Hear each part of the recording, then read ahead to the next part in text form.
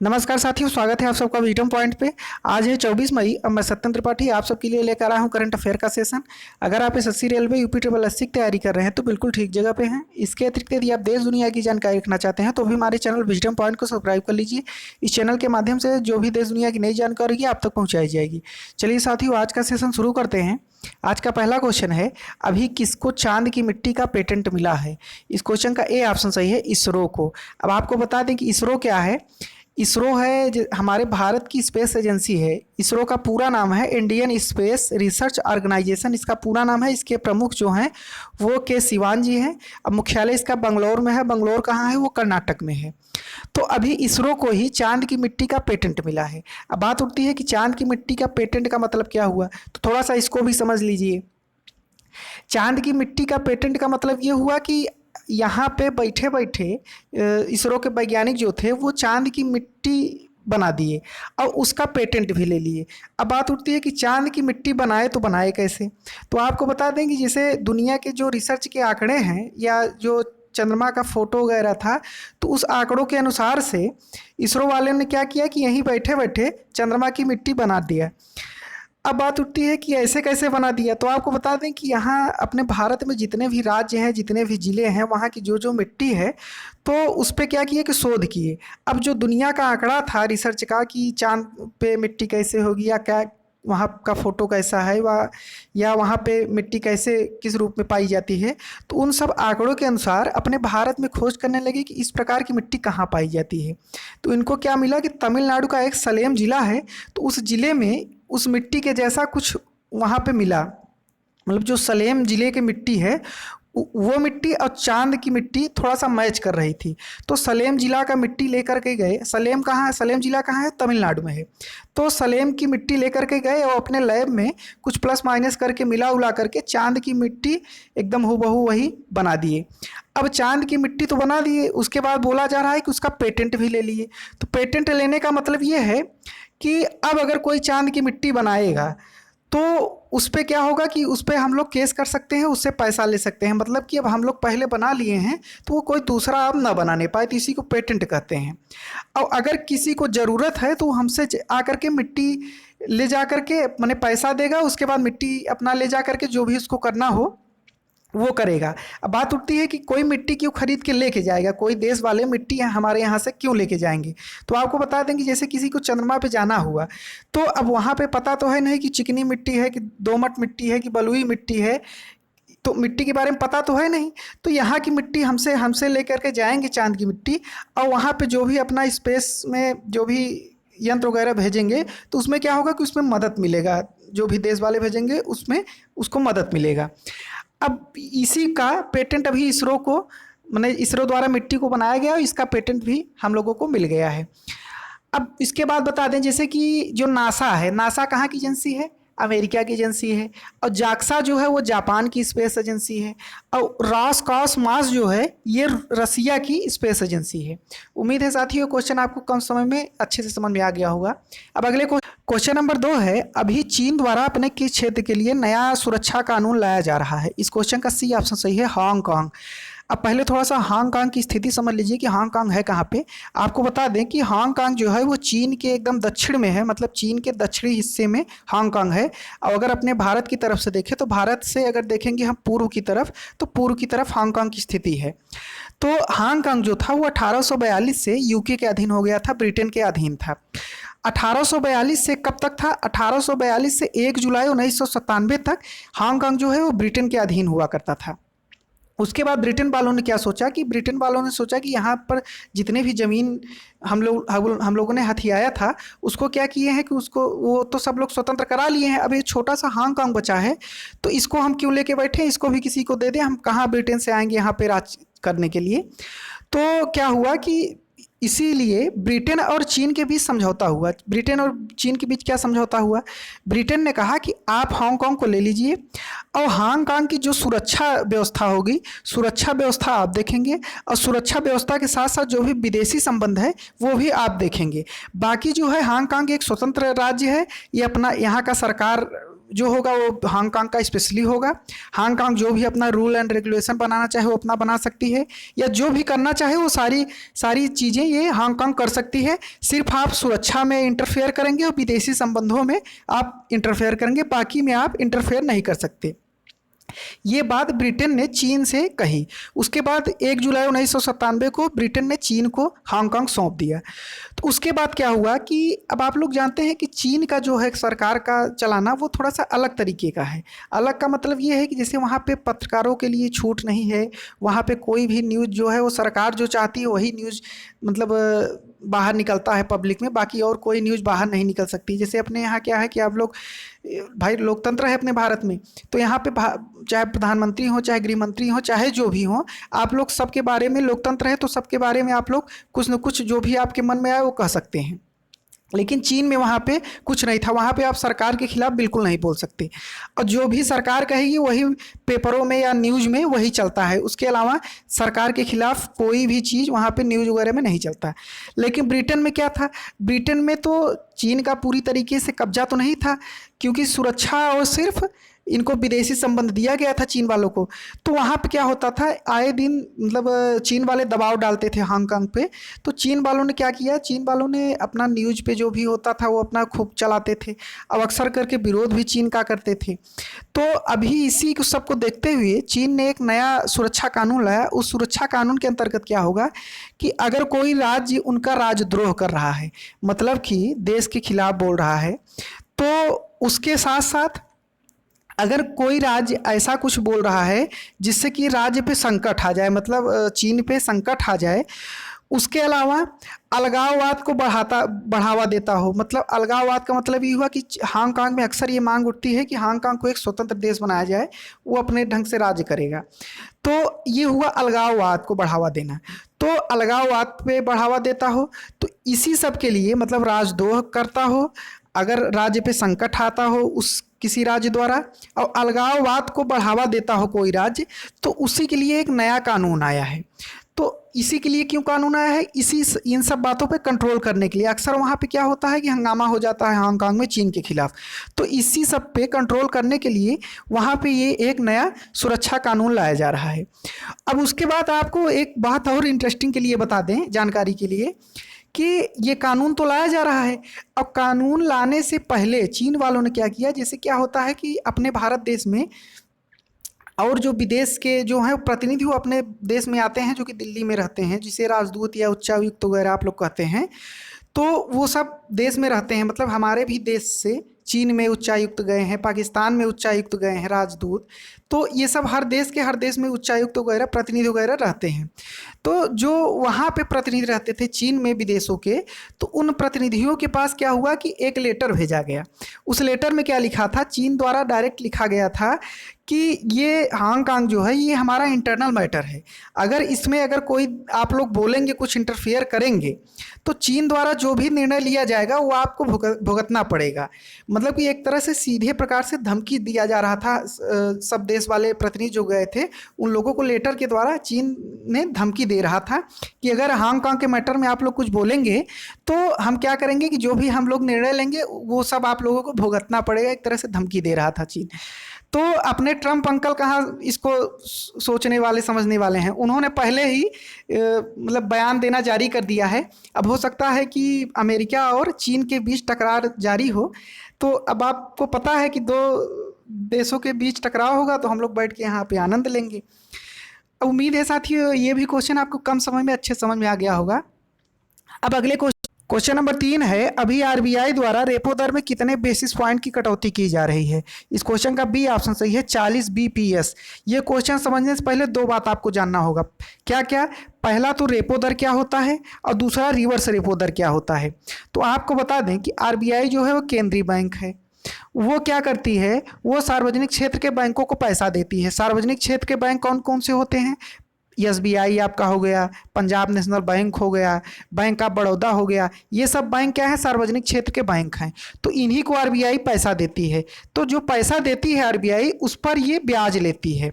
तो जिस रेट से ब्याज लेती है उसी को रेपो दर कहते हैं। तो वो अभी तक क्या था, 4.4% था। तो इसी को घटा करके अब 4% कर दिया गया है। अब रिवर्स रेपो दर क्या होता है कि जैसे कि सार्वजनिक क्षेत्र के बैंकों के पास पैसा ज़्यादा हो गया। सार्वजनिक क्षेत्र के बैंक कौन कौन? एसबीआई हुआ, पंजाब नेशनल बैंक हुआ, बैंक ऑफ बड़ौदा हुआ, है जो भी सार्वजनिक क्षेत्र के बैंक हैं, इनके पास जब पैसा एक्स्ट्रा होता है तो ये लोग क्या करते हैं, आरबीआई में ले जा करके जमा कर देते हैं। तो आरबीआई के पास जब जमा करते हैं तो आरबीआई जो पैसा जमा करते हैं, आरबीआई भी इनको क्या करती है कि ब्याज देती है उस पैसे का। तो जो ब्याज आरबीआई देती है इन लोगों को, तो उसको क्या कहते हैं, रिवर्स रेपो रेट कहते हैं। तो वो अभी तक कितना था, वो अभी तक 3.75% था। अब उसको भी घटा करके 3.35% कर दिया गया है। अब आप लोग सोच रहे होंगे कि रिवर्स रेपो रेट क्यों घटा दिया गया। तो आपको बता दें कि रिवर्स रेपो रेट इसलिए घटाया गया है कि जो सार्वजनिक क्षेत्र के बैंक हैं वो आरबीआई में पैसा न जमा करके वो अपने ग्राहकों को लोन के रूप में पैसा दें, मतलब ग्राहकों को पैसा दें। तो ग्राहकों को पैसा देने से क्या होगा कि जब ग्राहक के पास पैसा होगा या हम लोगों के पास पैसा अगर होगा, जनता के पास पैसा होगा, तो हम लोग क्या करेंगे, जाएंगे बाजार में सामान खरीदेंगे। जब सामान खरीदेंगे, अलग अलग प्रकार के सामान लेंगे, तो अलग अलग प्रकार की फैक्ट्रियाँ भी चलना शुरू हो जाएंगी। जब फैक्ट्रियाँ भी चलना शुरू हो जाएंगी तो क्या होगा कि साइक्लिक क्रम हमारा चलना शुरू हो जाएगा। तो हमारे देश की जो आर्थिक स्थिति है वो ठीक होने लगेगी। तो इसीलिए अभी रेपो दर में कटौती की है। अब आरबीआई की बात है तो रिजर्व बैंक ऑफ इंडिया के 25वें गवर्नर शक्तिकांत दास जी हैं। क्वेश्चन नंबर 4 है, अभी एनटीपीसी किसके साथ नवीकरणीय ऊर्जा व्यवसाय के लिए समझौता किया है। इस क्वेश्चन का ए ऑप्शन सही है, ओएनजीसी। अब ओएनजीसी क्या होता है, ओएनजीसी का पूरा नाम है oil and natural gas corporation, इसका पूरा नाम है। ये जो है ये भारत की सबसे बड़ी तेल तथा गैस उत्पादक कंपनी है ओएनजीसी। तो इसी के साथ अभी एनटीपीसी का समझौता हो रहा है। अब क्या हो रहा है समझौता, तो एनटीपीसी ने ओएनजीसी के साथ समझौता क्या किया है कि नवीकरणीय ऊर्जा के लिए, ऊर्जा व्यवसाय के लिए एक संयुक्त उपक्रम की स्थापना करने के लिए इन दोनों के बीच समझौता किया गया है। अब ओएनजीसी के बारे में थोड़ा सा और जान लीजिए। ओएनजीसी जो है वो भारत में कच्चा तेल की जो उत्पादन है वो 77% पूर्ण करती है। मतलब कच्चे तेल की जो ज़रूरत होती है हम लोगों के लिए, वो पूरे भारत में जितना ज़रूरत होता है उसका 77% कच्चा तेल ये ओएनजीसी के द्वारा दिया जाता है। और 81% जो गैस की पूर्ति होती है वो ओएनजीसी के द्वारा ही होती है। मतलब कि कच्चे तेल में 77% का योगदान करती है और गैस में 81% का योगदान कौन करता है, ओएनजीसी करता है। और ओएनजीसी के जो सीएमडी हैं वो शशि शंकर जी हैं। और एनटीपीसी की बात करें तो एनटीपीसी का पूरा नाम है नेशनल थर्मल पावर कॉरपोरेशन, इसका पूरा नाम है। और इसका मुख्यालय जो है नई दिल्ली में है, इसके अध्यक्ष गुरदीप सिंह हैं। अब अगले क्वेश्चन पे चलते हैं। क्वेश्चन नंबर 5 है, अभी किस विश्वविद्यालय ने यमय हिंदी कार्यक्रम का शुभारंभ हुआ है, किस विश्वविद्यालय में। आपको बता दें कि इस क्वेश्चन का डी ऑप्शन सही है, इग्नू। इग्नू का पूरा नाम है Indira Gandhi national open university, इसका पूरा नाम है। तो इसी यूनिवर्सिटी में क्या किया गया है कि जो हमारे एमएचआरडी मिनिस्टर हैं, एमएचआरडी मिनिस्टर मतलब मानव संसाधन विकास मंत्री जो है रमेश पोखरियाल निशंक जी हैं, उन्हीं के द्वारा ये ऑनलाइन कार्यक्रम की शुरुआत की गई है। अब अगले क्वेश्चन पे चलते हैं। क्वेश्चन नंबर 6 है, अभी वीआर शर्मा को कहाँ का लोक सेवा आयोग का अध्यक्ष बनाया गया। तो इस क्वेश्चन का ए ऑप्शन सही है, जम्मू कश्मीर। आपको बता दें कि इस समय जम्मू कश्मीर में 370 और 35 से हटाने के बाद वहाँ पे नागरिकता के लिए कानून लाया जा रहा है और भी कई सारे वहाँ पे बदलाव किए जा रहे हैं। और उसी क्रम को जारी रखते हुए अभी वहाँ के लोक सेवा के जो अध्यक्ष हैं उन वीआर शर्मा जी को जम्मू कश्मीर का लोक सेवा का अध्यक्ष अभी बनाया गया है। अब अगले क्वेश्चन पे चलते हैं। इसके पहले थोड़ा सा और बता दें आपको, जम्मू कश्मीर के लेफ्टिनेंट गवर्नर जो हैं वो गिरीश चंद्र मुर्मू जी हैं। चूँकि जो केंद्र शासित प्रदेश होता है, जम्मू कश्मीर एक केंद्र शासित प्रदेश है, तो जो केंद्र शासित प्रदेश होता है वहाँ पे राज्यपाल नहीं होते, वहाँ पे उपराज्यपाल होते हैं। तो वहाँ के उपराज्यपाल जम्मू कश्मीर के गिरीश चंद्र मुर्मू जी हैं। अब अगले क्वेश्चन पे चलते हैं। क्वेश्चन नंबर 7 है, अभी कौन सा देश ओपन स्काई ट्रीटी से बाहर होने की घोषणा किया है। इस क्वेश्चन का ए ऑप्शन सही है, यूएसए। यूएसए ने अभी क्या किया है कि ओपन स्काई ट्रीटी से बाहर होने का निर्णय लिया है। अब बात उठती है कि ओपन स्काई ट्रीटी है क्या। तो आपको बता दें कि 24 मार्च 1992 में एक ओपन स्काई ट्रीटी पे साइन हुआ था। इसके कितने देश सदस्य थे, तो इसके 34 देश सदस्य थे। 34 देशों द्वारा इस ट्रीटी पे साइन हुआ था। तो इसके अंतर्गत इसके अंतर्गत क्या था कि जो भी ट्रीटी के 34 देश सदस्य हैं वो क्या करेंगे, वो सदस्य देश अपने सदस्य देश के अंदर जा कर के सैन्य गतिविधियों पर नज़र रख सकते थे। मतलब कि एक तरह से एग्जाम्पल के लिए समझिए, जैसे कि इस ट्रीटी का सदस्य रूस था और अमेरिका भी था। तो क्या हुआ कि रूस अंदर अमेरिका के अंदर जा कर के देख सकता है कि अमेरिका ने कितने टैंक खरीद के रखा है, कितने सैनिक इसके वहाँ कहाँ पे क्या काम कर रहे हैं, ये सब सैन्य गतिविधियों पे नज़र रूस आसानी के साथ अमेरिका पे रख सकता था। तो ये 34 देश सदस्य थे, 34 देश अपने माने आपस के देशों में अपना आसानी के साथ सैन्य गतिविधियों पे नज़र रख सकते थे। तो अभी क्या हुआ कि अमेरिका इस ट्रीटी से बाहर हो गया। अमेरिका बाहर क्यों हुआ? अमेरिका ने एक इल्ज़ाम लगाया रूस पर कि रूस के कुछ ऐसे जगह हैं कि उस जगहों पर रूस ने पूरी तरह से किसी को जाना प्रतिबंधित कर दिया है। मतलब हम लोग वहाँ पे जा कर के, रूस में जा कर के कुछ जगह ऐसे हैं कि वहाँ पे हम लोग जा कर के इनके सैन्य गतिविधियों का नज़र, मतलब इनके सैन्य गतिविधियों का पता नहीं लगा पाते थे, मतलब सैन्य गतिविधियों पर नज़र नहीं रख सकते थे। तो जब नहीं रख सकते थे तो अमेरिका ने तुरंत इससे बाहर हो गया। अमेरिका कहा जब तुम अपना नहीं दिखा रहे हो तो हम क्यों अपना दिखाएं। तो इसीलिए इस ट्रीटी से अमेरिका बाहर हो गया है। अब अगले क्वेश्चन पे चलते हैं। क्वेश्चन नंबर 8 है, अभी अमेरिका ने कितने दिनों के लिए अपने राष्ट्रीय ध्वज को आधा फहराए जाने की घोषणा किया है? तो इस क्वेश्चन का बी ऑप्शन सही है, 3 दिन। आपको बता दें कि अभी अमेरिका ने ये निर्णय लिया है कि जो उसका राष्ट्रीय ध्वज है उसको 3 दिन के लिए अब आधा फहराया जाएगा। अब बात उठती है कि आधा क्यों फहराया जाएगा? तो आपको बता दें कि कोरोना वायरस से अमेरिका में लगभग 95-96 हज़ार से ज़्यादा लोगों की मृत्यु हो चुकी है इस समय। तो इतने लोगों की मृत्यु होने के कारण अमेरिका में इस समय राष्ट्रीय शोक मनाया जा रहा है। तो राष्ट्रीय शोक के अंतर्गत क्या होगा कि अब 3 दिन तक जो राष्ट्रीय ध्वज है अमेरिका का वो अब आधा फहराया जाएगा। अब अगले क्वेश्चन पे चलते हैं। क्वेश्चन नंबर 9 है, अभी किस राज्य ने ब्रेक द चैन कानून अभियान की शुरुआत किया है? तो इस क्वेश्चन का ए ऑप्शन सही है, केरल सरकार द्वारा अभी ब्रेक द चैन कार्टून अभियान का शुभारंभ किया गया है। तो अब ये ब्रेक द चैन क्या है कि ये कोरोना वायरस को मतलब रोकने के लिए ये एक चैन बनाया गया है। तो चैन में ये है कि जैसे कि आप लोग हाथ को धुलिए, सैनिटाइज करिए, उसके बाद सोशल डिस्टेंसिंग का पालन करिए। ये ब्रेक द चैन में यही सब नियम कानून थोड़ा सा लाया गया है। अब अगले क्वेश्चन पे चलते हैं। क्वेश्चन नंबर 10 है, अभी पश्चिम बंगाल सरकार ने अपने राज्य के पुनर्निर्माण के लिए कितने करोड़ का कोष गठित किया है? इस क्वेश्चन का ए ऑप्शन सही है, 1000 करोड़। आपको बता दें कि अभी अम्फान तूफान आया था। कहाँ पे आया था? पश्चिम बंगाल में आया था। पश्चिम बंगाल जो है राज्य अपना, इससे अम्फान से ज़्यादा प्रभावित हुआ था। तो प्रभावित होने के बाद इस पश्चिम बंगाल के पुनर्निर्माण के लिए अभी पश्चिम बंगाल की सरकार ने वहाँ पे 1000 करोड़ का कोष गठित किया है। अब बात पश्चिम बंगाल की है तो पश्चिम बंगाल की राजधानी कोलकाता है, मुख्यमंत्री वहाँ की ममता बनर्जी हैं और राज्यपाल वहाँ के जगदीप धनखड़ जी हैं। अब बात उठती है कि अम्फान का नाम किसने दिया था? तो अम्फान तूफान का नाम जो है वो थाईलैंड ने दिया था। क्या हुआ था कि 2004 में 8 देशों ने 8 नाम दिए थे। तो ये अम्फान जो था वो लिस्ट का सबसे लास्ट नाम था जो कि थाईलैंड द्वारा दिया गया था।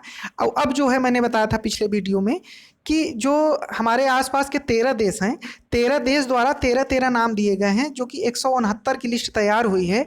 अब जो है 2004 से नाम चल रहा था, अभी तक ये जो 8 देश वाले दिए थे, अब वो अम्फान लास्ट नाम था तो अम्फान ख़त्म हो गया। तो मैंने पिछले वीडियो में बताया था कि अब 169 नामों की लिस्ट फिर से जारी हुई है।